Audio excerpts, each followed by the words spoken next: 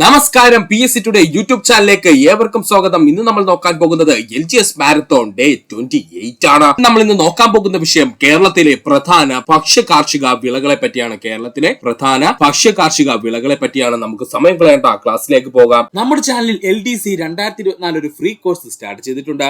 ക്ലാസുകളുടെ link LDC 2024 free course എന്ന പ്ലേലിസ്റ്റിൽ നൽകിയിരിക്കുന്നു. LGS 2024 ഫ്രീ കോഴ്സ് ഉടൻ തന്നെ നമ്മൾ ആരംഭിക്കുന്നതാണ്. സുഹൃത്തുക്കൾ എല്ലാവരും അതിനായി വെയിറ്റ് ചെയ്യുക. ഈ ചാനലിന്റെ വളർച്ച എന്ന് പറയുന്ന സുഹൃത്തുക്കളെ നിങ്ങളുടെ സബ്സ്ക്രിപ്ഷനും അതിനോടൊപ്പം തന്നെ നിങ്ങളുടെ സപ്പോർട്ടുമാണ്. ഒത്തിരി സുഹൃത്തുക്കൾ ഇപ്പോഴും സബ്സ്ക്രൈബ് ചെയ്യാതെ കാണുന്നുണ്ട്. ദയവ് ചെയ്ത് സബ്സ്ക്രൈബ് ചെയ്ത് ഈ ചാനൽ ഒന്ന് സപ്പോർട്ട് ചെയ്യുക, സഹായിക്കുക. ഇന്ന് നമ്മൾ നോക്കാൻ പോകുന്നത് കേരള PSCയുടെ ഏറ്റവും ഇമ്പോർട്ടന്റ് ആയ ഒരു ടോപ്പിക്കാണ് കേരളത്തിലെ പ്രധാന കൃഷിരീതികൾ. നമുക്ക് നേരെ പോകാം. കേരളത്തിലെ പ്രധാന കൃഷിരീതികൾ ഏതൊക്കെയാണെന്നും കേരളത്തിലെ പ്രധാന കൃഷിരീതികളെ കുറിച്ച് പറയുമ്പോൾ ആദ്യമായി നമ്മൾ അറിയേണ്ടത് ഏതൊക്കെ തരം കൃഷിരീതികളാണ് ഇപ്പോൾ നിലനിൽക്കുന്നത് എന്നാണ്. കൂടുതൽ സ്ഥലത്ത് കുറഞ്ഞ മുതൽ മുടക്കിൽ, എങ്ങനെയാ സുഹൃത്തുക്കളെ? കൂടുതൽ സ്ഥലത്ത് കുറഞ്ഞ മുതൽ മുടക്കിൽ കൃഷി ചെയ്യുന്ന രീതിയാണ് വിശാല കൃഷി രീതി. എങ്ങനെയാ പറയുന്നത്? കൂടുതൽ സ്ഥലം കാണും ഒരാൾക്ക്, അയാൾ അവിടെ എന്താണ് വളരെ കുറച്ച് പണം മുടക്കി എന്ത് ചെയ്യുന്നു? കൃഷി ചെയ്യുന്നു. ഇതിനെ അറിയപ്പെടുന്ന പേരാണ് വിശാല കൃഷി രീതി. കൂടുതൽ മുതൽ മുടക്കിൽ കുറച്ച് സ്ഥലത്ത് പരമാവധി ഉൽപാദനം നടത്തുന്ന കൃഷിരീതി അറിയപ്പെടുന്ന പേരാണ് കടും കൃഷിരീതി. എന്താ പറഞ്ഞത്? കൂടുതൽ മുതൽ മുടക്ക് നടത്താൻ കയ്യിൽ ഒരാളുടെ പണമുണ്ട്, പക്ഷെ അയാൾക്ക് എന്താണ് കുറച്ച് സ്ഥലം മാത്രമേ ഉള്ളൂ എങ്കിൽ അയാൾ എന്ത് ചെയ്യും? പരമാവധി അവിടെ എന്ത് ചെയ്യും? കൃഷി ചെയ്യാൻ ശ്രമിക്കും. കൂടുതൽ പണം മുടക്കിക്കൊണ്ട് അതിലൂടെ അയാൾ എന്ത് ചെയ്യും? കൂടുതൽ ലാഭം എന്ത് ചെയ്യും? നേടുകയും ചെയ്യും. ഇതിനെ അറിയപ്പെടുന്ന പേരാണ് കടും കൃഷി രീതി. മണ്ണൊലിപ്പ് തടയുന്നതിനെ കൃഷിഭൂമികൾ തട്ടുതട്ടായി തരംതിരിക്കുന്നത് കൃഷിരീതി അറിയപ്പെടുന്ന പേരാണ് ടെറസ് കൾട്ടിവേഷൻ. മറക്കരുത്, മണ്ണൊലിപ്പ് തടയുന്നതിന് വേണ്ടി കൃഷിഭൂമികൾ തട്ടുതട്ടായി തരംതിരിച്ച് കൃഷി ചെയ്യുന്ന രീതിയാണ് ടെറസ് കൾട്ടിവേഷൻ, അല്ലെങ്കിൽ പറയും തട്ടുതട്ടായി തിരിച്ചുള്ള കൃഷിരീതി എന്നറിയപ്പെടുന്നു. കൃഷിയോടൊപ്പം കന്നുകാലികളെ കൂടി വളർത്തുന്ന കൃഷിരീതിയാണ് മിക്സഡ് ഫാമിംഗ് അഥവാ സങ്കര കൃഷിരീതി. മറക്കല്ലേ, കൃഷിയോടൊപ്പം കന്നുകാലികളെയോ അല്ലെങ്കിൽ മറ്റെന്തിനെയോ കൂടി വളർത്തുകയാണെന്നുണ്ടെങ്കിൽ അത്തരം കൃഷിരീതികൾ അറിയപ്പെടുന്ന പേരാണ് മിക്സഡ് ഫാമിംഗ് അഥവാ സങ്കര കൃഷിരീതി. അടുത്തതായി നമുക്ക് നോക്കാനുള്ളതാണ് SCERT ടെക്സ്റ്റ് ബുക്കുകളിൽ കൊടുത്തിരിക്കുന്ന ഭാഗമാണ് നാണ്യവിളകൾക്ക് ഉദാഹരണം. നാണ്യവിളകൾക്ക് ഉദാഹരണം എന്ന് ചോദിച്ചു കഴിഞ്ഞാൽ അതാണ് പരുത്തി, മെസ്ത, അതുപോലെ തന്നെ ചണം. മെസ്ത ആദ്യമായിട്ട് കേൾക്കുന്ന സുഹൃത്തുക്കൾ ഉണ്ടെങ്കിൽ ശ്രദ്ധിക്കുക. ഇതൊരു പരുത്തി പോലെ തന്നെയുള്ള പ്രത്യേക ഇനം നാരുവർഗമാണ്. ഇവ തുണി നിർമ്മിക്കാനായിട്ട് സാധാരണ ഉപയോഗിക്കാറുണ്ട്. അപ്പോ ഒന്നുകൂടി ഓർക്കുക, നാണ്യവിളകൾക്ക് ഉദാഹരണം ചോദിച്ചു കഴിഞ്ഞാൽ പരുത്തി, മെസ്ത, ചണം. ഇതിൽ മെസ്ത സുഹൃത്തുക്കൾ ഇമ്പോർട്ടൻസ് കൊടുത്ത് തന്നെ പഠിക്കുക. കാരണം എല്ലാ PSC ഉദ്യോഗാർത്ഥികൾക്കും അറിയാവുന്ന നാണ്യവിളകളാണ് പരുത്തിയും ചണവും. അതുകൊണ്ട് പ്രധാനപ്പെട്ട എണ്ണക്കുരുക്കൾക്ക് ഉദാഹരണം ചോദിച്ചു കഴിഞ്ഞാൽ നിലക്കടല, കടുക്, എള്ള്, നാളികേരം, ആവണക്ക്. ആവണക്കിന് ഇമ്പോർട്ടൻസ് കൊടുത്ത് പഠിക്കുക. ടെക്സ്റ്റ് ബുക്കിൽ ഉള്ളതാണ്. എണ്ണക്കുരുക്കൾക്ക് പ്രധാന ഉദാഹരണം ചോദിച്ചു കഴിഞ്ഞാൽ നിലക്കടല, കടുക്, എള്ള്, നാളികേരം, ആവണക്ക്. പ്രധാനപ്പെട്ട പാനീയ വിളകൾക്ക് ഉദാഹരണം ചോദിച്ചു കഴിഞ്ഞാൽ വാനില, തേയില, കൊക്കോ, കാപ്പി. ഇതൊക്കെയാണ് പ്രധാനപ്പെട്ട പാനീയ വിളകൾ. പാനീയങ്ങൾ ഉണ്ടാക്കാനായിട്ട് ഉപയോഗിക്കുന്ന വിളകൾ, അതാണ് പാനീയ വിളകൾ എന്ന് പറയുന്നത്. വാനില, തേയില, കൊക്കോ, കാപ്പി. ഇതിൽ പച്ച സ്വർണം എന്ന പേരിൽ അറിയപ്പെടുന്ന വിള എന്ന് ചോദിച്ചു കഴിഞ്ഞാൽ വാനില. പച്ച സ്വർണം എന്ന പേരിൽ അറിയപ്പെടുന്ന വിള എന്ന് ചോദിച്ചാൽ അത് വാനിലയാണ്. വാണിജ്യ അടിസ്ഥാനത്തിലുള്ള പച്ചക്കറി കൃഷി അറിയപ്പെടുന്ന പേരാണ് ട്രാക്ക് ഫാമിംഗ്. ഇതും ടെക്സ്റ്റ് ബുക്കുകളിൽ ഉള്ള പോയിന്റ് ആണ്. വാണിജ്യ അടിസ്ഥാനത്തിലുള്ള പച്ചക്കറി കൃഷി അറിയപ്പെടുന്ന പേരാണ് ട്രാക്ക് ഫാമിംഗ്. ഇനി നമ്മൾ മറക്കാതെ പഠിക്കേണ്ട പോയിന്റ് ആണ്, കേരളത്തിൽ ഏറ്റവും കൂടുതൽ കാണപ്പെടുന്ന മണ്ണിനമാണ് ലാറ്ററൈറ്റ് മണ്ണ് അല്ലെങ്കിൽ ചെങ്കൽ മണ്ണ്. കേരളത്തിൽ ഏറ്റവും കൂടുതൽ കാണപ്പെടുന്ന മണ്ണിനം ചോദിച്ചാൽ അവനാണ് ലാറ്ററൈറ്റ് മണ്ണ് അല്ലെങ്കിൽ ചെങ്കൽ മണ്ണ്. പരുത്തി കൃഷിക്ക് അനുയോജ്യമായ മണ്ണിനം കറുത്ത മണ്ണ്. 100-ൽ കൂടുതൽ തവണ PSC റിപ്പീറ്റ് ചെയ്ത ചോദ്യം. പരുത്തി കൃഷിക്ക് അനുയോജ്യമായ മണ്ണിനം കറുത്ത മണ്ണിനം. നെൽകൃഷിക്ക് അനുയോജ്യമായ മണ്ണിനം എക്കൽ. നെൽകൃഷിക്ക് അനുയോജ്യമായ മണ്ണിനം എന്ന് ചോദിച്ചാൽ എക്കൽ മണ്ണാണ്. മണ്ണുകളുമായി ബന്ധപ്പെട്ടിട്ടുള്ള പ്രധാനപ്പെട്ട ഒരു ക്ലാസ് നമ്മൾ ആഡ് ചെയ്തിട്ടുണ്ട്. സുഹൃത്തുക്കൾ കൃത്യമായി അത് കാണുക. മോസ്റ്റ് ഇമ്പോർട്ടന്റ് പോയിന്റ്സ് ആണ് അതിൽ പറഞ്ഞിരിക്കുന്നത്. റബ്ബർ കൃഷിക്ക് അനുയോജ്യമായ മണ്ണ് ലാറ്ററൈറ്റ് മണ്ണ്. റബ്ബർ കൃഷിക്ക് അനുയോജ്യമായ മണ്ണ് ഏതാ സുഹൃത്തുക്കളെ? ലാറ്ററൈറ്റ് മണ്ണ്. കേരളത്തിൽ റബ്ബർ കൃഷി കൂടുതലായി നടക്കുന്നു. അതുകൊണ്ട് തന്നെ എന്താണ്, ലാറ്ററൈറ്റ് മണ്ണിൽ റബ്ബർ നന്നായിട്ട് എന്ത് ചെയ്യുന്നു? വളരുന്നു. കേരളത്തിൽ മരിച്ചീനി കൃഷി പ്രോത്സാഹിപ്പിച്ച രാജാവാണ് ശ്രീ വിശാഖം തിരുനാള്. കേരളത്തിലെ മരിച്ചീനി കൃഷി പ്രോത്സാഹിപ്പിച്ച രാജാവ് ആര് എന്ന് ചോദിച്ചാൽ അത് ശ്രീ വിശാഖം തിരുനാളാണ്. അതുപോലെ കിഴങ്ങൻ രാജ എന്ന പേരിൽ അറിയപ്പെടുന്നത് ആരെന്ന് ചോദിച്ചാൽ ശ്രീ വിശാഖം തിരുനാളാണ്. മണ്ണിന്റെ അമ്ലവീര്യം കുറയ്ക്കുന്നതിന് ഉപയോഗിക്കുന്ന പദാർത്ഥമാണ് കുമ്മായം. മണ്ണിന്റെ അമ്ലവീര്യം, അമ്ലം എന്ന് പറഞ്ഞു കഴിഞ്ഞാൽ അസിഡിറ്റി, അമ്ലവീര്യം അല്ലെങ്കിൽ മണ്ണിന്റെ അസിഡിറ്റി കുറയ്ക്കുന്നതിന് ഉപയോഗിക്കുന്ന പദാർത്ഥം അറിയപ്പെടുന്ന പേരാണ് എന്ത്? കുമ്മായം. കാർഷിക ഉൽപ്പന്നങ്ങൾക്ക് ഗുണനിലവാരവുമായി ബന്ധപ്പെട്ടിരിക്കുന്ന മുദ്രയാണ് അഗ്മാർക്ക് മുദ്ര. ഇമ്പോർട്ടന്റ് ആണ്. കാർഷിക ഉൽപ്പന്നങ്ങളുടെ ഗുണനിലവാരവുമായി ബന്ധപ്പെട്ടിരിക്കുന്ന മുദ്ര എന്ന് ചോദിച്ചു കഴിഞ്ഞാൽ അതാണ് അഗ്മാർക്ക് മുദ്ര. യൂണിവേഴ്സൽ ഫൈബർ എന്നറിയപ്പെടുന്നത് പരുത്തിയാണ്. യൂണിവേഴ്സൽ ഫൈബർ എന്നറിയപ്പെടുന്നത് പരുത്തിയാണ്. യൂണിവേഴ്സൽ ഫൈബർ എന്നറിയപ്പെടുന്നത് പരുത്തിയാണ്. ഇവിടെ സുഹൃത്തുക്കൾക്ക് കൺഫ്യൂഷൻ ഉണ്ടാകുന്നതാണ്. ഗോൾഡൻ ഫൈബർ എന്നറിയപ്പെടുന്നത് ചണമാണ്. ഗോൾഡൻ ഫൈബർ എന്നറിയപ്പെടുന്നത് ആരെന്ന് ചോദിച്ചാൽ ചണവും. യൂണിവേഴ്സൽ ഫൈബർ എന്ന് ചോദിച്ചു കഴിഞ്ഞാൽ അതാരാണ്? പരുത്തിയുമാണ്. തിരിഞ്ഞു പോവരുത്. ഏറ്റവും കൂടുതൽ ഉദ്യോഗാർത്ഥികൾ തെറ്റിക്കുന്ന പോയിന്റ് ആണ് പറയുന്നത്.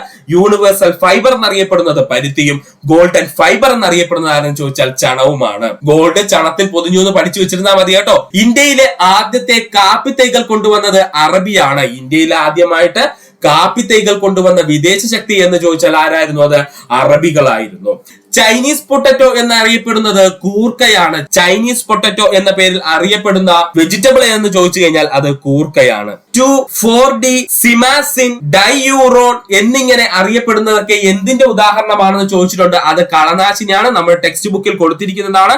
2,4-D സിമാസിനും അതുപോലെ ഡൈയൂറോണും എന്തിന് ഉദാഹരണം എന്ന് ചോദിച്ചു കഴിഞ്ഞാൽ അത് കളനാശിനിക്ക് ഉദാഹരണമാണ്. അടുത്തതായി PSC ഏറ്റവും കൂടുതൽ ചോദിച്ച മേഖലയാണ് NPK വളങ്ങളിലെ ഘടകങ്ങൾ ഏതൊക്കെയാണ്? NPK വളത്തിലെ ഘടകങ്ങൾ ഏതൊക്കെയാണ്? ആരൊക്കെയാണ്? N എന്ന് പറഞ്ഞു കഴിഞ്ഞാൽ നൈട്രജൻ, P എന്ന് പറഞ്ഞു കഴിഞ്ഞാൽ ഫോസ്ഫറസ്, K എന്ന് പറഞ്ഞു കഴിഞ്ഞാൽ പൊട്ടാസ്യം. പൊട്ടാസ്യത്തിനെ എന്താണ്? കാലിയം എന്നാണ് അറിയപ്പെടുന്നത്. അതുകൊണ്ടാണ് എന്ത് കൊടുത്തത്? K കൊടുത്തത്.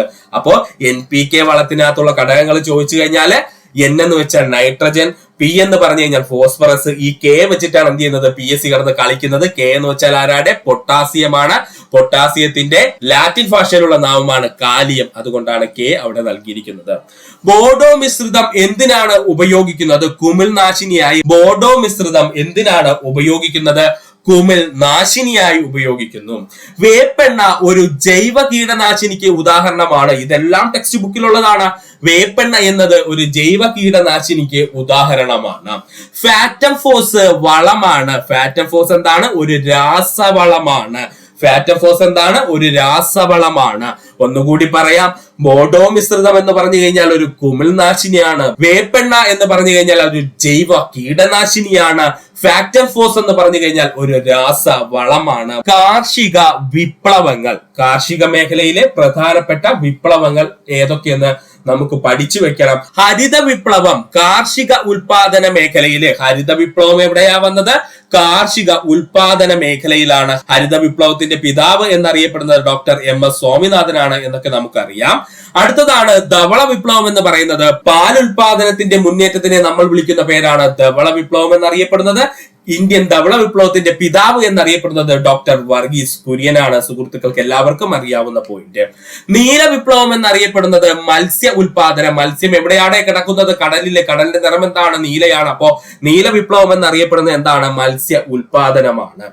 മഞ്ഞ വിപ്ലവം എന്നറിയപ്പെടുന്നത് എണ്ണക്കുരു ഉൽപാദനമാണ്. എണ്ണക്കുരു ഉൽപാദനം അല്ലെങ്കിൽ എണ്ണയുടെ ഉൽപാദനത്തിനെയാണ് മഞ്ഞ വിപ്ലവം എന്നറിയപ്പെടുന്നത്. എണ്ണയുടെ നിറം എന്തായിരിക്കും? ഒരു ഗോൾഡൻ യെല്ലോ കളർ ആയിരിക്കും അല്ലെ? അതുകൊണ്ടാണ് മഞ്ഞ വിപ്ലവം എന്നറിയപ്പെടുന്നത് എണ്ണക്കുരു ഉൽപാദനം.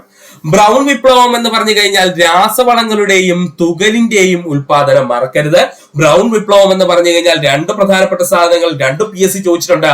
രാസവളങ്ങളുടെയും തുകലിന്റെയും ഉൽപാദനം. ഒന്നുകൂടി പറയുവാണ്.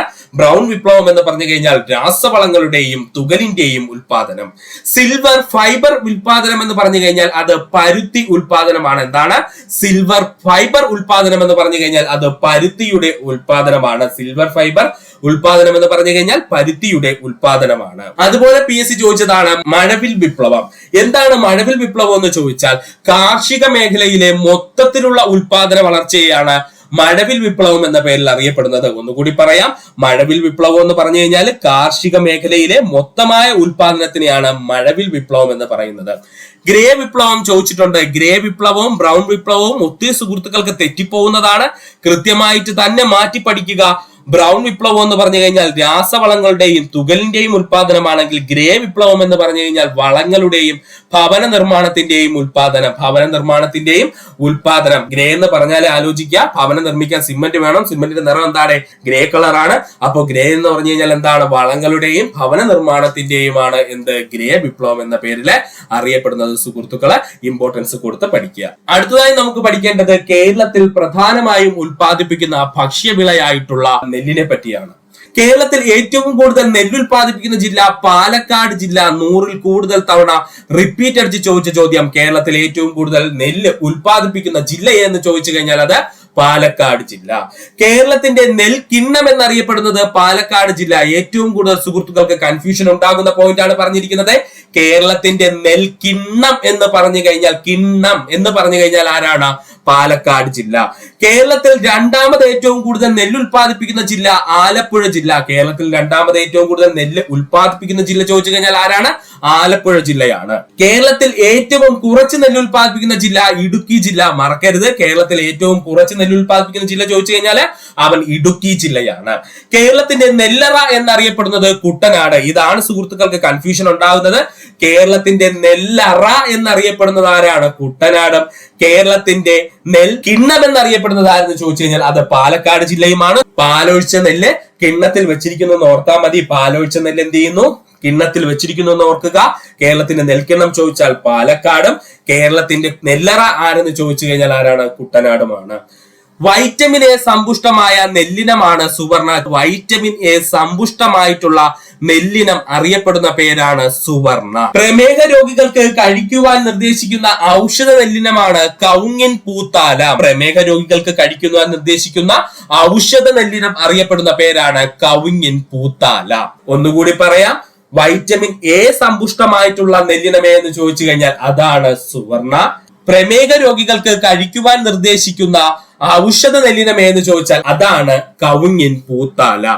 കേരളത്തിലെ പ്രധാനപ്പെട്ട നെൽകൃഷിക്കാലം ചോദിച്ചാൽ വിരിപ്പ്, മുണ്ടകൻ, പുഞ്ച. ഇത് 3 PSC ചോദിച്ചിട്ടുണ്ട്. അതുകൊണ്ട് നമുക്ക് അവ ഇമ്പോർട്ടൻസ് കൊടുത്തു തന്നെ പഠിക്കണം. കേരളത്തിലെ പ്രധാന നെൽകൃഷിക്കാലം ചോദിച്ചു കഴിഞ്ഞാൽ വിരിപ്പ്, മുണ്ടകൻ, പുഞ്ച. ആദ്യമായി നമുക്ക് പോകാം വിരിപ്പിലേക്ക്. ഏപ്രിൽ മുതൽ മെയ് വരെ വിളവിറക്കുകയും ഏപ്രിൽ മാസത്തിൽ ആരംഭിച്ച് മെയ് മാസം വരെ അവനെന്തെയും വിളവിറക്കുകയും സെപ്റ്റംബർ ഒക്ടോബർ മാസത്തോടു കൂടി വിളവെടുക്കുകയും ചെയ്യുന്നതാണ് വിരിപ്പ്. അതായത് നമ്മുടെ ഓണക്കാലത്ത് വിളവെടുക്കുന്ന നെൽകൃഷി രീതി അറിയപ്പെടുന്ന പേരാണ് വിരിപ്പ് എന്ന് ചുരുക്കം നമുക്ക് പറയാം. അപ്പൊ എന്താണ് വിരിപ്പ് എന്ന് ചോദിച്ചു കഴിഞ്ഞാല് ഏപ്രിൽ മെയ് മാസത്തിൽ എന്ത് ചെയ്യുന്നു? വിളവിറക്കുന്നു. അതായത് മഴയ്ക്ക് മുൻപായിട്ട് നമ്മൾ എന്ത് ചെയ്യുന്നു? വിളവിറക്കുന്നു. സെപ്റ്റംബർ ഒക്ടോബർ മാസത്തോടു കൂടി, അതായത് നമ്മുടെ ഓണക്കാലത്തോടു കൂടി എന്ത് ചെയ്യുന്നു? വിളവെടുക്കുകയും ചെയ്യുന്നു. ഇതിനെ അറിയപ്പെടുന്ന പേരാണ് വിരിപ്പ്. ഖാരിഫ് വിളകളെന്നും ശരത്കാല വിളകളെന്നും അറിയപ്പെടുന്നത് വിരിപ്പിനെയാണ്. മറക്കരുത്, ഖാരിഫ് വിളകളെന്നും ശരത്കാല വിളകളെന്നും അറിയപ്പെടുന്നത് വിരിപ്പിനെയാണ്. ഒന്നുകൂടി പറയാം. ഖാരിഫ് വിളകളെന്നും ശരത്കാല വിളകളെന്നും അറിയപ്പെടുന്നത് വിരിപ്പിനെയാണ്. അടുത്തതായി നമുക്ക് പഠിക്കാനുള്ളതാണ് മുണ്ടകനെ പറ്റി. ശീതകാല കൃഷിരീതി എന്നറിയപ്പെടുന്നത് മുണ്ടകൻ കൃഷിരീതി. ശീതകാല കൃഷിരീതി എന്നറിയപ്പെടുന്നത് മുണ്ടകൻ കൃഷിരീതിയാണ്. കൃഷി വിളവിറക്കുന്നത് സെപ്റ്റംബർ ഒക്ടോബർ മാസത്തിൽ. കൃഷി വിളവിറക്കുന്നത് സെപ്റ്റംബർ ഒക്ടോബർ മാസത്തിൽ ഇവൻ എന്ത് ചെയ്യും? വിളവിറക്കുകയും അതുപോലെ ഡിസംബർ ജനുവരി മാസത്തോടു കൂടി എന്ത് ചെയ്യും? വിളവെടുക്കുകയും ചെയ്യും. ആ സമയമാകുമ്പോഴത്തേക്കും നല്ല തണുപ്പ് കാലമായിരിക്കും അല്ലെ. അപ്പോ ശീതകാല കൃഷിരീതി എന്നറിയപ്പെടുന്നത് മുണ്ടകൻ കൃഷിരീതിയാണ്. എന്നാൽ ഖാരിഫ് വിളകളെന്നും ശരത്കാല വിളകളെന്നും അറിയപ്പെടുന്നത് ആരാണ്? വിരിപ്പിനെയാണ്. മുണ്ടകൻ കൃഷി എപ്പോഴാണ് അപ്പോൾ വിളവിറക്കുന്നത്? സെപ്റ്റംബർ ഒക്ടോബർ മാസത്തിൽ വിളവിറക്കുകയും വിളവെടുക്കുന്നത് ഡിസംബർ ജനുവരി മാസത്തിലുമാണ്. അടുത്തതായി നമുക്ക് പറയാനുള്ളതാണ് പുഞ്ച. വേനൽക്കാല കൃഷിരീതി എന്നറിയപ്പെടുന്നത് പുഞ്ചയാണ്. മറക്കരുത്, വേനൽക്കാല കൃഷിരീതി എന്നറിയപ്പെടുന്നത് പുഞ്ചയാണ്. ഇവിടെ 3 പോയിന്റ് നമ്മൾ പറഞ്ഞു കഴിഞ്ഞു. ഒന്നാമത് നമ്മൾ വിരിപ്പിനെ പറ്റി എന്താ പറഞ്ഞത്? ഖാരിഫ് വിളകളെന്നും ശരത്കാല വിളകളെന്നും അറിയപ്പെടുന്നത് ആരെന്ന് ചോദിച്ചാൽ വിരിപ്പിനെയാണ്. രണ്ടാമത് നമ്മൾ പറഞ്ഞു ശീതകാലത്ത് അല്ലെങ്കിൽ തണുപ്പുള്ള കാലഘട്ടത്തിൽ നടത്തുന്ന കൃഷിരീതി അറിയപ്പെടുന്ന പേരാണ് മുണ്ടകൻ എന്ന് പറഞ്ഞു. ഇവിടെ നമ്മൾ പറയുന്നു വേനൽക്കാലത്തെ കൃഷിരീതി അറിയപ്പെടുന്ന പേരാണ് പുഞ്ചകൃഷി. വിളവിറക്കുന്നത് ഡിസംബർ ജനുവരി മാസത്തിൽ. വിളവിറക്കുന്നത് എപ്പോഴാണ്? തണുത്തു നിൽക്കുന്ന ഡിസംബർ ജനുവരി മാസങ്ങളിൽ വിളവിറക്കുകയും മാർച്ച് ഏപ്രിൽ മാസത്തോടുകൂടി വിളവെടുക്കുകയും ചെയ്യുന്ന കൃഷിരീതിയാണ് പുഞ്ച കൃഷിരീതി. വേനൽക്കാല കൃഷിരീതി എന്നറിയപ്പെടുന്നത് പുഞ്ചകൃഷി. വിളവിറക്കുന്ന കാലം ചോദിച്ചു കഴിഞ്ഞാൽ ഡിസംബർ ജനുവരിയിലുള്ള തണുപ്പ് മാസത്തിൽ എന്ത് ചെയ്യുന്നു, വിളവിറക്കുകയും അതികാഠിന്യമുള്ള ചൂടുള്ള മാർച്ച് ഏപ്രിൽ മാസങ്ങളിൽ വിളവെടുക്കുകയും ചെയ്യുന്ന കൃഷിരീതി അറിയപ്പെടുന്ന പേരാണ് പുഞ്ചകൃഷി. കേരളത്തിൽ ഏറ്റവും കൂടുതൽ ലാഭമുണ്ടാക്കുന്ന നാണ്യവിളയാണ് റബ്ബർ എന്ന് പറയുന്നത്. നാണ്യം എന്ന് വെച്ചാൽ ധനം നൽകുന്ന വിളയാണ് റബ്ബർ എന്ന് പറയുന്നത്. കേരളത്തിലെ ആദ്യത്തെ റബ്ബർ കൃഷി ആരംഭിച്ചത് തിരുവിതാംകൂറിലാണ്. കേരളത്തിൽ ആദ്യമായിട്ട് റബ്ബർ കൃഷി ആരംഭിച്ചത് എവിടെയെന്ന് ചോദിച്ചു കഴിഞ്ഞാൽ അത് തിരുവിതാംകൂറിലാണ്. വ്യാവസായിക അടിസ്ഥാനത്തിൽ ഇന്ത്യയിൽ ആദ്യമായി റബ്ബർ ഉൽപ്പാദിപ്പിച്ച സംസ്ഥാനം ചോദിച്ചു കഴിഞ്ഞാൽ കേരളമാണ്. വ്യാവസായിക അടിസ്ഥാനത്തിൽ ഇന്ത്യയിൽ ആദ്യമായി റബ്ബർ ഉൽപാദനം ആരംഭിച്ചത് എവിടെയെന്ന് ചോദിച്ചു കഴിഞ്ഞാൽ അത് കേരളത്തിലാണ്. ഇന്ത്യയിൽ ഏറ്റവും കൂടുതൽ റബ്ബർ ഉൽപ്പാദിപ്പിക്കുന്ന സംസ്ഥാനം കേരളമാണ്. ഇന്ത്യയിൽ ഏറ്റവും കൂടുതൽ റബ്ബർ ഉൽപ്പാദിപ്പിക്കുന്ന സംസ്ഥാനം ചോദിച്ചു കഴിഞ്ഞാൽ അത് കേരളമാണ്. കേരളത്തിന്റെ ആദ്യത്തെ റബ്ബർ പാർക്ക് സ്ഥിതി ചെയ്യുന്നത് ഐരാപുരം. കേരളത്തിലെ ആദ്യത്തെ റബ്ബർ പാർക്ക് ഏത് എന്ന് ചോദിച്ചു കഴിഞ്ഞാൽ അത് ഐരാപുരമാണ്. എവിടെയാണ്? ഐരാപുരം. ഐരാപുരം ഏത് ജില്ലയിലെ സുഹൃത്തുക്കളെ മറന്നു പോകരുത്, എറണാകുളം ജില്ലയിലാണ് ഐരാപുരം സ്ഥിതി ചെയ്യുന്നത്. ഇനി എങ്ങാനും ചോദിച്ചാല് സുഹൃത്തുക്കൾ എഴുതുക. അടുത്തതായി സുഗന്ധവ്യഞ്ജനങ്ങളെ പറ്റിയാണ് നമ്മൾ പഠിക്കാൻ പോകുന്നത്. ഇന്ത്യയിലെ സുഗന്ധവ്യഞ്ജന തോട്ടം എന്നറിയപ്പെടുന്നത് കേരളമാണ്. ഇന്ത്യയുടെ സുഗന്ധവ്യഞ്ജന തോട്ടം എന്നറിയപ്പെടുന്ന സംസ്ഥാനം ചോദിച്ചു കഴിഞ്ഞാൽ അത് കേരളം. ഇന്ത്യയുടെ സുഗന്ധവ്യഞ്ജന തോട്ടം എന്നറിയപ്പെടുന്ന സംസ്ഥാനം ചോദിച്ചു കഴിഞ്ഞാൽ അത് കേരളമാണ്. കേരളത്തിലെ സുഗന്ധവ്യഞ്ജന തോട്ടം എന്നറിയപ്പെടുന്ന ജില്ല ചോദിച്ചു കഴിഞ്ഞാൽ അത് ഇടുക്കി ജില്ല. തെറ്റിപ്പോവരുത്. കേരളത്തിലെ സുഗന്ധവ്യഞ്ജന തോട്ടം എന്നറിയപ്പെടുന്ന ജില്ല ചോദിച്ചു കഴിഞ്ഞാൽ ഇടുക്കി ജില്ലയാണ്. ഓപ്ഷനിൽ വില്ലനായിട്ട് വയനാട് ജില്ല കാണും. കൺഫ്യൂഷൻ ഉണ്ടാകരുത്, ഇടുക്കി ജില്ല. യവനപ്രിയ എന്ന പേരിൽ അറിയപ്പെടുന്ന സുഗന്ധവ്യഞ്ജനം കുരുമുളക്. യവനപ്രിയ എന്ന പേരിൽ അറിയപ്പെടുന്ന സുഗന്ധവ്യഞ്ജനം ചോദിച്ചു കഴിഞ്ഞാൽ അത് കുരുമുളകാണ്. യവനപ്രിയ എന്ന പേരിൽ അറിയപ്പെടുന്ന സുഗന്ധവ്യഞ്ജനം ചോദിച്ചു കഴിഞ്ഞാൽ അത് കുരുമുളകാണ്. കേരളത്തിൽ കൂടുതലായി സുഗന്ധവ്യഞ്ജനങ്ങൾ കാണപ്പെടുന്നത് പശ്ചിമഘട്ട മലനിരകളുടെ ഭാഗമായിട്ടുള്ള പ്രദേശങ്ങൾ. ശ്രദ്ധിച്ചു നോക്കിയാൽ മതി. നമ്മുടെ ഇടുക്കി ജില്ല എന്ന് പറയുന്നത് പൂർണ്ണമായും പശ്ചിമഘട്ടത്തിന്റെ ഭാഗമായി വരുന്ന പ്രദേശമാണ്. അതുകൊണ്ട് തന്നെ ഏറ്റവും കൂടുതൽ സുഗന്ധവ്യഞ്ജനങ്ങൾ അവിടെ എന്ത് ചെയ്യുന്നു, ഉൽപ്പാദിപ്പിക്കപ്പെടുന്നു. അപ്പോൾ പശ്ചിമഘട്ട മലനിരകളുടെ ഭാഗമായുള്ള പ്രദേശത്താണ് കേരളത്തിൽ ഏറ്റവും കൂടുതൽ സുഗന്ധവ്യഞ്ജനങ്ങൾ കാണപ്പെടുന്നത്. സുഗന്ധവ്യഞ്ജന കൃഷിക്ക് അനുയോജ്യമായ ഘടകത്തിലുള്ളതാണ് നീർവാഴ്ചയുള്ള വനമണ്ണും അല്ലെങ്കിൽ മണൽ മണ്ണായാലും മതി. എന്താണ്? നീർവാഴ്ചയുള്ള വനമണ്ണ് അല്ലെങ്കിൽ മണൽ മണ്ണായാലും മതി. പക്ഷേ ഇനി പറയാൻ പോകുന്ന പോയിന്റ് ആണ് ഏറ്റവും ഇമ്പോർട്ടന്റ്. ധാരാളം മഴ ലഭിക്കുന്ന ഉഷ്ണമേഖല കാലാവസ്ഥയായിരിക്കണം. ധാരാളം മഴ ലഭിക്കുന്ന ഉഷ്ണമേഖല കാലാവസ്ഥയായിരിക്കണം സുഗന്ധവ്യഞ്ജന കൃഷിക്ക് അനുയോജ്യമായിട്ടുള്ളത്. ഇനി നമുക്ക് പറയാനുള്ളത് കാർഷിക ഉൽപാദനത്തിൽ മുന്നിൽ നിൽക്കുന്ന ജില്ലകളെ പറ്റിയാണ്. 2021-2022 കേരള സർക്കാർ അഗ്രികൾച്ചർ സ്റ്റാറ്റിക്കൽ റിപ്പോർട്ട് പ്രകാരമുള്ള ഡേറ്റയാണ് നമ്മളിവിടെ പറയാൻ പോകുന്നത്. കേരളത്തിൽ ഏറ്റവും കൂടുതൽ നെല്ല് ഉൽപ്പാദിപ്പിക്കുന്ന ജില്ല പാലക്കാട്. എല്ലാ സുഹൃത്തുക്കൾക്കും അറിയാവുന്ന പോയിന്റ് ആണ്. പക്ഷെ ഇപ്പോഴുള്ള PSCയുടെ ട്രെൻഡ് പ്രകാരം 2ാം സ്ഥാനവും 3ാം സ്ഥാനവും ഏറ്റവും കുറച്ചുള്ളതും കൂടെ നമ്മൾ എന്ത് ചെയ്യണം, പഠിച്ചു വെക്കണം. ഇല്ലെന്നുണ്ടെങ്കിൽ അത് നമുക്ക് ചിലപ്പോ പണി കിട്ടാൻ സാധ്യതയുണ്ട്. അതുകൊണ്ട് നമുക്കത് പഠിക്കാം. 2ാം സ്ഥാനത്ത് നിൽക്കുന്നത് കേരളത്തിൽ ഏറ്റവും കൂടുതൽ നെല്ലുൽപാദിപ്പിക്കുന്നതില് 2ാം സ്ഥാനത്ത് നിൽക്കുന്ന ജില്ല ചോദിച്ചു കഴിഞ്ഞാൽ അത് ആലപ്പുഴ ജില്ലയാണ്. കേരളത്തിൽ നെല്ലുൽപാദനത്തിൽ 2ാം സ്ഥാനത്ത് നിൽക്കുന്ന ജില്ല ചോദിച്ചു കഴിഞ്ഞാൽ അത് ആലപ്പുഴ ജില്ലയും. 3ാം സ്ഥാനത്ത് നിൽക്കുന്ന ജില്ല എന്ന് ചോദിച്ചു കഴിഞ്ഞാൽ അത് തൃശ്ശൂർ ജില്ലയാണ്. കേരളത്തിൽ ഏറ്റവും കൂടുതൽ നെല്ലുൽപാദിപ്പിക്കുന്നതിൽ 3ാം സ്ഥാനത്ത് നിൽക്കുന്ന ജില്ല എന്ന് ചോദിച്ചാൽ അത് തൃശ്ശൂർ ജില്ലയാണ്. ഒന്നുകൂടി പറയാം. കേരളത്തിൽ ഏറ്റവും കൂടുതൽ നെല്ലുൽപാദിപ്പിക്കുന്ന ജില്ല ചോദിച്ചാൽ പാലക്കാട് ജില്ല, 2ാം സ്ഥാനം ആലപ്പുഴ ജില്ല, 3ാം സ്ഥാനം തൃശ്ശൂർ ജില്ല. കേരളത്തിൽ ഏറ്റവും കുറച്ച് നെല്ലുൽപാദിപ്പിക്കുന്ന ജില്ല ഇടുക്കി ജില്ല. കേരളത്തിൽ ഏറ്റവും കുറച്ച് നെല്ലുൽപാദിപ്പിക്കുന്ന ജില്ല ചോദിച്ചു കഴിഞ്ഞാൽ അത് ഇടുക്കി ജില്ലയാണ്. ഓപ്ഷനകത്ത് വില്ലനെ പോലെ വയനാട് ജില്ല കാണും. തെറ്റാണ്. ഒരു കാരണവശാലും ആൻസർ കൊടുക്കരുത്.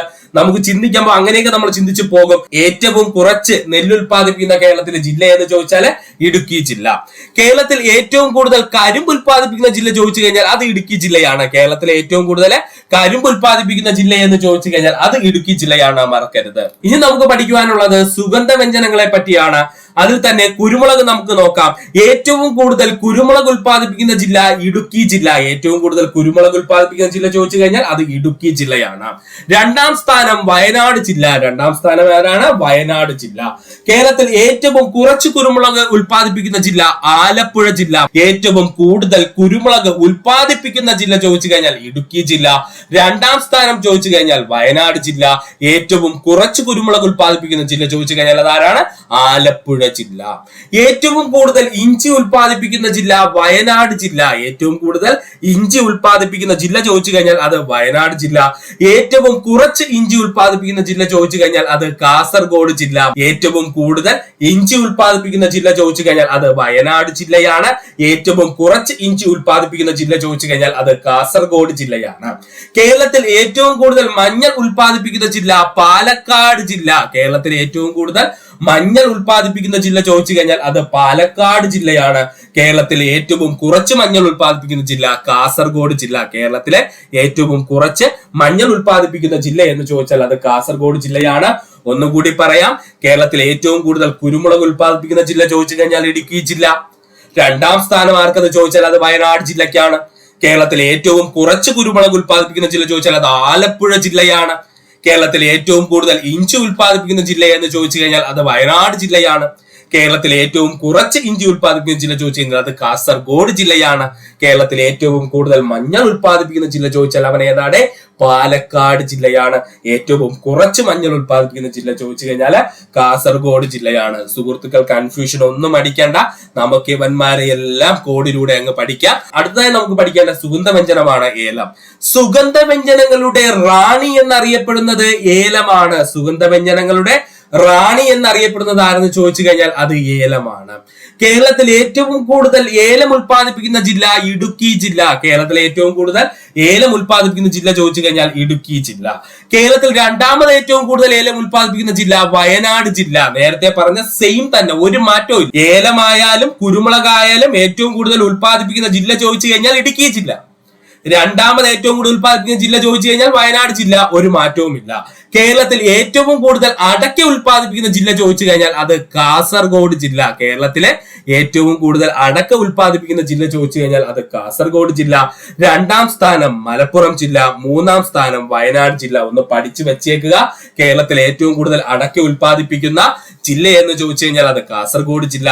രണ്ടാം സ്ഥാനം മലപ്പുറം ജില്ല. മൂന്നാം സ്ഥാനം വയനാട് ജില്ല. കേരളത്തിൽ ഏറ്റവും കുറച്ച് അടക്ക ഉൽപ്പാദിപ്പിക്കുന്ന ജില്ല തിരുവനന്തപുരം ജില്ല. കേരളത്തിൽ ഏറ്റവും കുറച്ച് അടക്ക ഉൽപ്പാദിപ്പിക്കുന്ന ജില്ല ഏത് എന്ന് ചോദിച്ചു കഴിഞ്ഞാൽ അത് തിരുവനന്തപുരം ജില്ലയാണ്. കേരളത്തിൽ ഏറ്റവും കൂടുതൽ ജാതിക്ക ഉൽപ്പാദിപ്പിക്കുന്ന ജില്ല തൃശൂർ ജില്ല. മറക്കാതെ പഠിക്കണേ.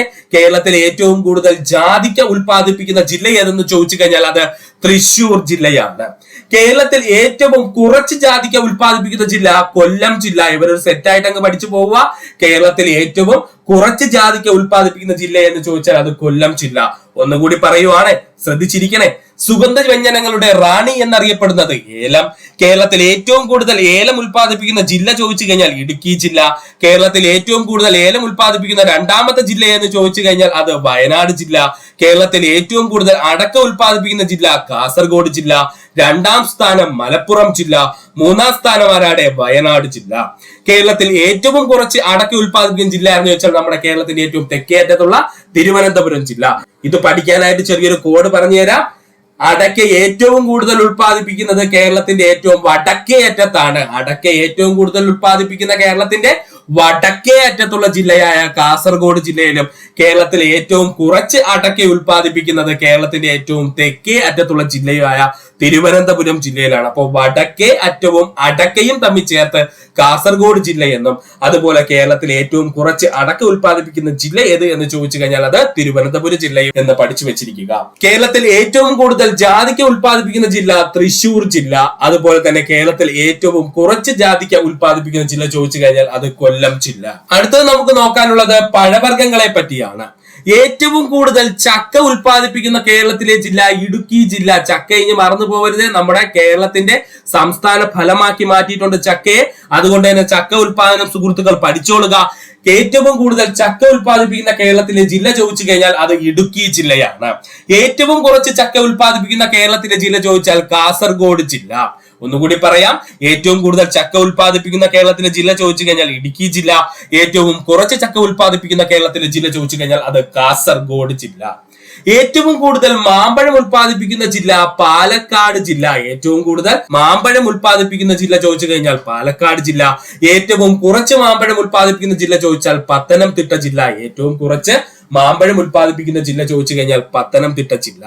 ഏറ്റവും കൂടുതൽ വാഴപ്പഴം ഉൽപ്പാദിപ്പിക്കുന്ന ജില്ല പാലക്കാട് ജില്ല. ഏറ്റവും കൂടുതൽ വാഴപ്പഴം ഉൽപ്പാദിപ്പിക്കുന്ന ജില്ല ചോദിച്ചു കഴിഞ്ഞാൽ പാലക്കാട് ജില്ല. ഏറ്റവും കുറച്ച് വാഴപ്പഴം ഉൽപ്പാദിപ്പിക്കുന്ന ജില്ല ചോദിച്ചു കഴിഞ്ഞാൽ അത് ആലപ്പുഴ ജില്ല. ഏറ്റവും കൂടുതൽ വാഴപ്പഴം ഉൽപ്പാദിപ്പിക്കുന്ന ജില്ല ചോദിച്ചു കഴിഞ്ഞാൽ അത് പാലക്കാട് ജില്ല. ഏറ്റവും കുറച്ച് വാഴപ്പഴം ഉൽപ്പാദിപ്പിക്കുന്ന ജില്ല ചോദിച്ചു കഴിഞ്ഞാൽ അത് ആലപ്പുഴ ജില്ല. ഒന്നുകൂടി പറയുവാണെ, ശ്രദ്ധിച്ചോളണേ. ഏറ്റവും കൂടുതൽ ചക്ക ഉൽപ്പാദിപ്പിക്കുന്ന കേരളത്തിലെ ജില്ല എന്ന് ചോദിച്ചാൽ ഇടുക്കി ജില്ല. ഇത്രയും നാൾ നമ്മൾ ഇതൊന്നും പഠിച്ചിട്ടില്ല, പക്ഷെ ഇനി പഠിക്കണം. കാരണം ചക്ക കേരളത്തിന്റെ സംസ്ഥാന ഫലമായിട്ട് പ്രഖ്യാപിച്ചതുകൊണ്ട് കേരളത്തിൽ ഏറ്റവും കൂടുതൽ ചക്ക ഉൽപ്പാദിപ്പിക്കുന്ന ജില്ല ഇടുക്കി ജില്ല. കേരളത്തിൽ ഏറ്റവും കുറച്ച് ചക്ക ഉൽപ്പാദിപ്പിക്കുന്ന ജില്ല ചോദിച്ചു കഴിഞ്ഞാൽ അത് കാസർഗോഡ് ജില്ല. ഏറ്റവും കൂടുതൽ മാമ്പഴം ഉൽപ്പാദിപ്പിക്കുന്ന ജില്ല ചോദിച്ചു കഴിഞ്ഞാൽ അത് പാലക്കാട് ജില്ലയാണ്. അതുപോലെ ഏറ്റവും കുറച്ച് മാമ്പഴം ഉൽപ്പാദിപ്പിക്കുന്ന ജില്ല ചോദിച്ചു കഴിഞ്ഞാൽ അത് പത്തനംതിട്ട ജില്ലയാണ്. ഏറ്റവും കൂടുതൽ വാഴപ്പഴം ഉൽപ്പാദിപ്പിക്കുന്ന ജില്ല ചോദിച്ചാൽ പാലക്കാട് ജില്ല. ഏറ്റവും കുറച്ച് വാഴപ്പഴം ഉൽപ്പാദിപ്പിക്കുന്ന ജില്ല ചോദിച്ചു കഴിഞ്ഞാൽ അത് ആലപ്പുഴ ജില്ല. ഏറ്റവും കൂടുതൽ കൈതച്ചക്ക ഉൽപ്പാദിപ്പിക്കുന്ന ജില്ല എറണാകുളം ജില്ല. PSC പ്രീവിയസ് ആണ് കൈതച്ചക്ക. ഏറ്റവും കൂടുതൽ കൈതച്ചക്ക ഉൽപ്പാദിപ്പിക്കുന്ന കേരളത്തിലെ ജില്ല ചോദിച്ചു കഴിഞ്ഞാൽ എറണാകുളം ജില്ല. രണ്ടാം സ്ഥാനം കോട്ടയം ജില്ല. കേരളത്തിലെ രണ്ടാമത് ഏറ്റവും കൂടുതൽ കൈതച്ചക്ക ഉൽപ്പാദിപ്പിക്കുന്ന ജില്ല ചോദിച്ചു കഴിഞ്ഞാൽ അത് കോട്ടയം ജില്ല. ഏറ്റവും കുറച്ച് കൈതച്ചക്ക ഉൽപ്പാദിപ്പിക്കുന്ന കേരളത്തിലെ ജില്ല ചോദിച്ചാൽ വയനാട് ജില്ല.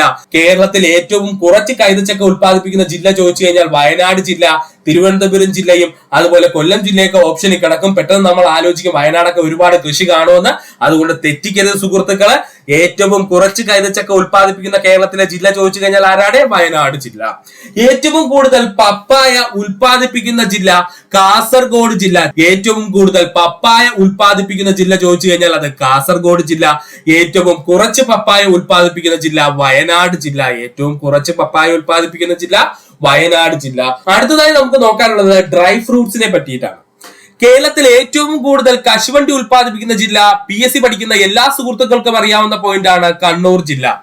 എന്നാൽ കേരളത്തിൽ ഏറ്റവും കൂടുതൽ കശുവണ്ടി ഫാക്ടറികൾ ഉള്ളതും കേരളത്തിൽ ഏറ്റവും കൂടുതൽ കശുവണ്ടി കയറ്റുമതി ചെയ്യുന്നതുമായിട്ടുള്ള ജില്ല ചോദിച്ചു കഴിഞ്ഞാൽ അതാരാടെ? അത് കൊല്ലം ജില്ലയാണ്. കേരളത്തിൽ ഏറ്റവും കൂടുതൽ കശുവണ്ടി ഉൽപ്പാദിപ്പിക്കുന്ന ജില്ല മാത്രമേ കണ്ണൂരുള്ളൂ. കേരളത്തിൽ ഏറ്റവും കുറച്ച് കശുവണ്ടി ഉൽപ്പാദിപ്പിക്കുന്ന ജില്ല കോട്ടയം ജില്ല. കേരളത്തിൽ ഏറ്റവും കുറച്ച് കശുവണ്ടി ഉൽപ്പാദിപ്പിക്കുന്ന ജില്ല ചോദിച്ചു കഴിഞ്ഞാല് കോട്ടയം ജില്ലയാണ്.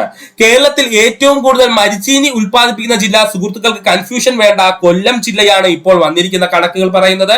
രണ്ടാം സ്ഥാനമാണ് തിരുവനന്തപുരം ജില്ല. ഇനി PSC അപ്ഡേഷൻ വരാതെ തിരുവനന്തപുരം ജില്ലയാണ് ഓപ്ഷനിൽ കിടക്കുന്നതെങ്കിൽ സുഹൃത്തുക്കൾ കൃത്യമായി തിരുവനന്തപുരം ജില്ലയ്ക്ക് ആൻസർ കൊടുക്കുക.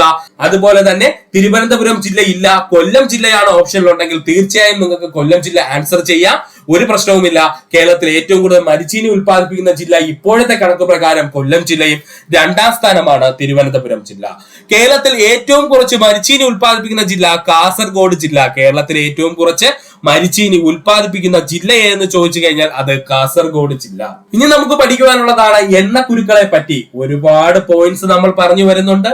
ഇതെല്ലാം ചോദിക്കാൻ സാധ്യതയുള്ളതാണ്. കഴിഞ്ഞുപോയ PSC എക്സാമുകൾക്ക് ചോദിച്ച ചോദ്യങ്ങളുടെ അപ്ഡേറ്റഡ് ആണ് നമ്മൾ ഈ പറയുന്നത്. കേരളത്തിൽ ഏറ്റവും കൂടുതൽ നാളികേരം ഉൽപ്പാദിപ്പിക്കുന്ന ജില്ല കോഴിക്കോട് ജില്ല. കേരളത്തിൽ ഏറ്റവും കൂടുതൽ നാളികേരം ഉൽപ്പാദിപ്പിക്കുന്ന ജില്ല ചോദിച്ചാൽ കോഴിക്കോട് ജില്ലയും. രണ്ടാം സ്ഥാനം മലപ്പുറം ജില്ല. രണ്ടാം സ്ഥാനം ആരാണ്? മലപ്പുറം ജില്ല. കേരളത്തിൽ ഏറ്റവും കുറച്ച് നാളികേരം ഉൽപ്പാദിപ്പിക്കുന്ന ജില്ല വയനാട് ജില്ല. കേരളത്തിൽ ഏറ്റവും കുറച്ച് നാളികേരം ഉൽപ്പാദിപ്പിക്കുന്ന ജില്ല ചോദിച്ചു കഴിഞ്ഞാൽ വയനാട് ജില്ല. കേരളത്തിൽ ഏറ്റവും കൂടുതൽ നിലക്കടല ഉൽപ്പാദിപ്പിക്കുന്ന ജില്ല പാലക്കാട് ജില്ല. കേരളത്തിൽ ഏറ്റവും കൂടുതൽ നിലക്കടല ഉൽപ്പാദിപ്പിക്കുന്ന ജില്ല ചോദിച്ചു കഴിഞ്ഞാൽ പാലക്കാട് ജില്ല.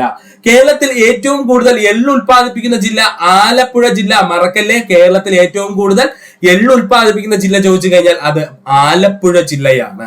കേരളത്തിൽ ഏറ്റവും കൂടുതൽ പരുത്തി ഉൽപ്പാദിപ്പിക്കുന്ന ജില്ല പാലക്കാട് ജില്ല. കേരളത്തിൽ ഏറ്റവും കൂടുതൽ പരുത്തി ഉൽപ്പാദിപ്പിക്കുന്ന ജില്ല ചോദിച്ചു കഴിഞ്ഞാൽ അത് പാലക്കാട് ജില്ല. കേരളത്തിൽ ഏറ്റവും കൂടുതൽ വെറ്റില ഉൽപ്പാദിപ്പിക്കുന്ന ജില്ല മലപ്പുറം ജില്ല. കേരളത്തിൽ ഏറ്റവും കൂടുതൽ വെറ്റില ഉൽപ്പാദിപ്പിക്കുന്ന ജില്ല ചോദിച്ചു കഴിഞ്ഞാൽ മലപ്പുറം ജില്ലയാണ്. ഒന്നുകൂടി പറയാം, കേരളത്തിൽ ഏറ്റവും കൂടുതൽ നാളികേരം ഉൽപ്പാദിപ്പിക്കുന്ന ജില്ല കോഴിക്കോട് ജില്ല. രണ്ടാം സ്ഥാനം മലപ്പുറം ജില്ല. കേരളത്തിൽ ഏറ്റവും കുറച്ച് നാളികേരം ഉൽപ്പാദിപ്പിക്കുന്ന ജില്ല വയനാട് ജില്ല. ഇത് പഠിച്ചു വെക്കുക. കേരളത്തിൽ ഏറ്റവും കൂടുതൽ നിലക്കടല ഉൽപ്പാദിപ്പിക്കുന്ന ജില്ല പാലക്കാട് ജില്ല. കേരളത്തിൽ ഏറ്റവും കൂടുതൽ എള്ള് ഉൽപ്പാദിപ്പിക്കുന്ന ജില്ല ആലപ്പുഴ ജില്ല. കേരളത്തിൽ ഏറ്റവും കൂടുതൽ പരുത്തി ഉൽപ്പാദിപ്പിക്കുന്ന ജില്ല പാലക്കാട് ജില്ല. കേരളത്തിൽ ഏറ്റവും കൂടുതൽ വെറ്റില ഉൽപ്പാദിപ്പിക്കുന്ന ജില്ല മലപ്പുറം ജില്ല. കേരളത്തിൽ ഏറ്റവും കൂടുതൽ പുകയില ഉൽപ്പാദിപ്പിക്കുന്ന ജില്ല കാസർഗോഡ് ജില്ല. മറക്കരുത്, കേരളത്തിൽ ഏറ്റവും കൂടുതൽ പുകയില ഉൽപ്പാദിപ്പിക്കുന്ന ജില്ലയാണ് കാസർഗോഡ് ജില്ല. 100-ൽ കൂടുതൽ തവണ ചോദ്യം ഇങ്ങനെയാണ് പറഞ്ഞത്: കേരളത്തിൽ പുകയില ഉൽപ്പാദിപ്പിക്കുന്ന ഏക ജില്ല ഏതാണ്? ഉത്തരം എന്താണ്? കാസർഗോഡാണ്. അത് വെച്ച് തന്നെ അങ്ങ് സുഹൃത്തുക്കൾ പഠിക്കുക. കേരളത്തിൽ ഏറ്റവും കൂടുതൽ പുകയില ഉൽപ്പാദിപ്പിക്കുന്ന ജില്ല കാസർഗോഡ് ജില്ല. അടുത്ത പ്രധാനപ്പെട്ട തോട്ടവിളകളെ പറ്റിയാണ് നമ്മൾ നോക്കാൻ പോകുന്നത്. കേരളത്തിൽ ഏറ്റവും കൂടുതൽ റബ്ബർ ഉൽപ്പാദിപ്പിക്കുന്ന ജില്ല കോട്ടയം ജില്ല. നമുക്ക് എല്ലാവർക്കും അറിയാവുന്ന പോയിന്റ് ആണ്. കേരളത്തിൽ ഏറ്റവും കൂടുതൽ റബ്ബർ ഉൽപ്പാദിപ്പിക്കുന്ന ജില്ല കോട്ടയം ജില്ല. കേരളത്തിൽ ഏറ്റവും കുറച്ച് റബ്ബർ ഉൽപ്പാദിപ്പിക്കുന്ന ജില്ല ആലപ്പുഴ ജില്ല. ഇമ്പോർട്ടൻസ് കൊടുത്ത് ഇത് രണ്ടും അങ്ങ് പഠിച്ചു വെക്കുക. കേരളത്തിൽ ഏറ്റവും കുറച്ച് റബ്ബർ ഉൽപ്പാദിപ്പിക്കുന്ന ജില്ല ചോദിച്ചു കഴിഞ്ഞാൽ ആലപ്പുഴ ജില്ല. കേരളത്തിൽ ഏറ്റവും കൂടുതൽ തേയില ഉൽപ്പാദിപ്പിക്കുന്ന ജില്ല ഇടുക്കി ജില്ല. കേരളത്തിൽ ഏറ്റവും കൂടുതൽ തേയില ഉൽപ്പാദിപ്പിക്കുന്ന ജില്ല ചോദിച്ചു കഴിഞ്ഞാൽ ഇടുക്കി ജില്ല. കേരളത്തിൽ ഏറ്റവും കൂടുതൽ കാപ്പി ഉൽപ്പാദിപ്പിക്കുന്ന ജില്ല വയനാട് ജില്ല. കേരളത്തിൽ ഏറ്റവും കൂടുതൽ കാപ്പി ഉൽപ്പാദിപ്പിക്കുന്ന ജില്ല ചോദിച്ചു കഴിഞ്ഞാൽ അത് വയനാട് ജില്ല. കേരളത്തിൽ ഏറ്റവും കൂടുതൽ കൊക്കോ ഉൽപ്പാദിപ്പിക്കുന്ന ജില്ല ഇടുക്കി ജില്ല. കേരളത്തിൽ ഏറ്റവും കൂടുതൽ കൊക്കോ ഉൽപ്പാദിപ്പിക്കുന്ന ജില്ല ചോദിച്ചു കഴിഞ്ഞാൽ ഇടുക്കി ജില്ല. ഒന്നുകൂടി പറയാം സുഹൃത്തുക്കളെ: കേരളത്തിൽ ഏറ്റവും കൂടുതൽ റബ്ബർ ഉൽപ്പാദിപ്പിക്കുന്ന ജില്ല ചോദിച്ചാൽ അത് കോട്ടയം ജില്ല. കേരളത്തിൽ ഏറ്റവും കുറച്ച് റബ്ബർ ഉൽപ്പാദിപ്പിക്കുന്ന ജില്ല ചോദിച്ചാൽ ആലപ്പുഴ ജില്ല. ഈ ഭാഗത്ത് ഏറ്റവും ഇമ്പോർട്ടൻസ് കൊടുത്തു പഠിക്കേണ്ടത് ഇതാണ്. കേരളത്തിൽ ഏറ്റവും കൂടുതൽ തേയില ഉൽപ്പാദിപ്പിക്കുന്ന ജില്ല ചോദിച്ചാൽ ഇടുക്കി ജില്ല. എല്ലാ സുഹൃത്തുക്കൾക്കും അറിയാവുന്ന പോയിന്റ്. കേരളത്തിൽ ഏറ്റവും കൂടുതൽ കാപ്പി ഉൽപ്പാദിപ്പിക്കുന്ന ജില്ല ചോദിച്ചാൽ വയനാട്. ഇത് കൺഫ്യൂഷൻ ഇല്ലാതെ തന്നെ സുഹൃത്തുക്കൾ പഠിക്കുക. കേരളത്തിൽ ഏറ്റവും കൂടുതൽ തേയിലയാണെങ്കിൽ എന്താണ്, ടീ ആണെങ്കിൽ അത് ഇടുക്കി ജില്ലയും, അതുപോലെ തന്നെ കാപ്പി ആണെങ്കിൽ എവിടെയാണ്? വയനാട് ജില്ലയുമാണ്. കേരളത്തിൽ ഏറ്റവും കൂടുതൽ കൊക്കോ ഉൽപ്പാദിപ്പിക്കുന്ന ജില്ല ഇടുക്കി ജില്ല. കേരളത്തിൽ ഏറ്റവും കൂടുതൽ കൊക്കോ ഉൽപ്പാദിപ്പിക്കുന്ന ജില്ല ഇടുക്കി ജില്ല. ഇനി ഇത് പഠിക്കാൻ ബുദ്ധിമുട്ടായിട്ടുള്ള സുഹൃത്തുക്കൾക്ക് വേണ്ടിയിട്ട് രണ്ട് പ്രധാനപ്പെട്ട കോഡ് നമ്മൾ കൊണ്ടുവന്നിട്ടുണ്ട്. ഏറ്റവും കൂടുതൽ PSC ചോദിച്ചിട്ടുള്ളതും ഈ രണ്ട് ജില്ലകളെ പറ്റിയിട്ടാണ്. അപ്പോൾ നമുക്ക് ആ കോഡൊന്ന് നോക്കാം. പാലയിലെ പരുത്ത നിലത്ത് നിന്ന വാഴയിൽ മാമ്പഴം പോലെ മഞ്ഞ നെല്ല് കാച്ചു. പാലയിലെ പരുത്ത നിലത്ത് നിന്ന വാഴയിൽ മാമ്പഴം പോലെ മഞ്ഞ നെല്ലു കാച്ചു. പാലയിലെ എന്ന് പറഞ്ഞു കഴിഞ്ഞാൽ പാലക്കാട് ജില്ല. പരുത്തത് എന്ന് പറഞ്ഞു കഴിഞ്ഞാൽ പരുത്തി. നിലത്ത് എന്ന് പറഞ്ഞു കഴിഞ്ഞാൽ നിലക്കടല. വാഴ എന്ന് പറഞ്ഞു കഴിഞ്ഞാൽ വാഴപ്പഴം. മഞ്ഞ എന്ന് പറഞ്ഞു കഴിഞ്ഞാൽ മഞ്ഞള്. തീർന്ന പരിപാടി. പാലയിലെ പഴുത്ത നിലത്ത് നിന്ന വാഴയിൽ മാമ്പഴം പോലെ മഞ്ഞ നെല്ലു കാച്ചു. ഇതിനകത്ത് പ്രധാനപ്പെട്ട പോയിന്റ് എന്താ പറഞ്ഞത്? പാലയിലെ എന്ന് വെച്ചാൽ പാലക്കാട് ജില്ല. പരുത്തത് എന്ന് പറഞ്ഞു കഴിഞ്ഞാൽ പരുത്തി. നിലത്തെന്ന് പറഞ്ഞു കഴിഞ്ഞാൽ നിലക്കടല. വാഴ എന്ന് പറഞ്ഞു കഴിഞ്ഞാൽ വാഴപ്പഴം. മഞ്ഞ എന്ന് പറഞ്ഞു കഴിഞ്ഞാൽ മഞ്ഞള്. ഇനി മാമ്പഴം എന്ന് പറഞ്ഞാൽ ഓൾറെഡി മാമ്പഴം തന്നെയാണ്. നെല്ലെന്ന് പറഞ്ഞു കഴിഞ്ഞാൽ ഓൾറെഡി നെല്ല് തന്നെയാണ്. അതുകൊണ്ടാണ് അത് എടുത്തു പറയാത്തത്. അടുത്ത രണ്ടാമത്തെ കോഡാണ് നമ്മൾ പഠിക്കാൻ പോകുന്നത്. ഇത് ഇടുക്കിയുമായി ബന്ധപ്പെട്ടിരിക്കുന്ന കോഡാണ്, അല്ലെങ്കിൽ ഇടുക്കിയിൽ ഏറ്റവും കൂടുതൽ ഉൽപ്പാദിപ്പിക്കുന്ന വസ്തുക്കളെ പറ്റിയാണ് നമ്മൾ നോക്കാൻ പോകുന്നത്. നമുക്ക് കോഡിലേക്ക് പോകാം. കുരുകരിഞ്ഞ ചക്കയേലം ടീ കൊക്ക് ഇടയ്ക്കു തിന്നു. കുരുകരിഞ്ഞ ചക്കയേലം ടീ കൊക്ക് എന്ത് ചെയ്തു? ഇടയ്ക്കു തിന്നു. കുരുകരിഞ്ഞ ചക്കയേലത്തെ ആര് തിന്നടേ? ടീ കൊക്ക് എന്ത് ചെയ്തു? തിന്നു. ഇത് പഠിക്കാൻ ബുദ്ധിമുട്ടില്ലല്ലോ. ഒന്നുകൂടി കോഡ് പറയുവാണ്: കുരുകരിഞ്ഞ ചക്കയേലം ടീ കൊക്ക് ഇടയ്ക്കു തിന്നു. ഇതങ്ങ് പഠിച്ചു വെക്കുക. അപ്പോ നമുക്ക് കിട്ടും കുരു എന്ന് പറഞ്ഞു കഴിഞ്ഞാൽ കുരുമുളക്. കരിഞ്ഞ എന്നതുകൊണ്ട് ഉദ്ദേശിക്കുന്നത് കരിമ്പ്. ടീ എന്ന് പറഞ്ഞു കഴിഞ്ഞാൽ നമുക്കറിയില്ലേ, ചായ ഉണ്ടാക്കാൻ ആര് വേണം? അവിടെ തേയില വേണം. കൊക്ക് എന്ന് പറഞ്ഞു കഴിഞ്ഞാൽ എന്താണ്? കൊക്കോയാണ്. ഇടയ്ക്ക് എന്ന് പറഞ്ഞാൽ നമ്മുടെ ഇടുക്കി ജില്ല എന്ത് ചെയ്യുന്നു? സൂചിപ്പിക്കുന്നു. ഇതിൽ ചക്ക എന്ന് പറഞ്ഞാൽ ചക്ക തന്നെയാണ്. ഏലം എന്ന് പറഞ്ഞു കഴിഞ്ഞാൽ ഏലം തന്നെയാണ്. അപ്പോ ഇടുക്കി ജില്ലയിൽ നിന്ന് കുരുമുളക്, കരിമ്പ്, തേയില, ചക്ക, ഏലം, കൊക്കോ ഇത്രയും ആയപ്പോഴത്തേക്ക് എന്ത് ചെയ്തു? പ്രധാനപ്പെട്ട ഇടുക്കി ജില്ലയിൽ ഉൽപ്പാദിപ്പിക്കുന്ന വസ്തുക്കളെല്ലാം ഇതിനകത്തായി. ഒന്നുകൂടി പറയാൻ സുഹൃത്തുക്കൾക്ക്: കുരുകരിഞ്ഞ ചക്കയേലം ടീ കൊക്ക് ഇടയ്ക്കു തിന്നു. കുരു എന്ന് പറഞ്ഞാൽ കുരുമുളക്, കരിഞ്ഞ എന്ന് പറഞ്ഞാൽ കരിമ്പ്, ടീ എന്ന് പറഞ്ഞു കഴിഞ്ഞാൽ തേയില, അതുപോലെ കൊക്കെന്ന് പറഞ്ഞു കഴിഞ്ഞാൽ കൊക്കോയാണ്. ഇടയ്ക്കെന്ന് പറഞ്ഞാൽ ഇടുക്കി ജില്ലയെ സൂചിപ്പിക്കുന്നു. പിന്നെ എന്താണ്? ചക്ക, ഏലം എന്ന് നമ്മൾ ഓൾറെഡി പറഞ്ഞു കഴിഞ്ഞു. ചക്ക എന്ന് പറഞ്ഞാൽ നമ്മുടെ ചക്ക. അതുപോലെ ഏലം എന്ന് പറഞ്ഞു കഴിഞ്ഞാൽ എന്താണ്? ഏലം തന്നെയാണ്. ഇത്രയും പോയിന്റ് പഠിച്ചു വെക്കുക. അപ്പോൾ ഇത്രയുമായിരുന്നു പ്രധാനമായിട്ടും കാർഷിക മേഖലയുമായി ബന്ധപ്പെട്ട് നമ്മൾ പഠിച്ചത്. ഇത്ര നേരം ഈ വീഡിയോ കണ്ട സുഹൃത്തുക്കൾ എല്ലാവർക്കും നന്ദി, നമസ്കാരം. ഈ വീഡിയോ നിങ്ങൾക്ക് ഇഷ്ടമായി എങ്കിൽ നിങ്ങളുടെ സുഹൃത്തുക്കൾ കൂടി ഒന്ന് ഷെയർ ചെയ്ത് കൊടുക്കുക. അതിനോടൊപ്പം തന്നെ നമ്മുടെ ചാനൽ ഒന്ന് സബ്സ്ക്രൈബ് ചെയ്ത് സഹായിക്കുക. സബ്സ്ക്രൈബ് ബട്ടൺ ചേർന്നോടുള്ള ബെൽ ബട്ടൺ അമർത്തി കഴിഞ്ഞാൽ നമ്മൾ അപ്ലോഡ് ചെയ്യുന്ന വീഡിയോകൾ അപ്പോൾ തന്നെ നിങ്ങളിലെത്തുന്നതാണ്. സുഹൃത്തുക്കൾ എല്ലാവർക്കും നന്ദി, നമസ്കാരം. നല്ലൊരു ദിവസം.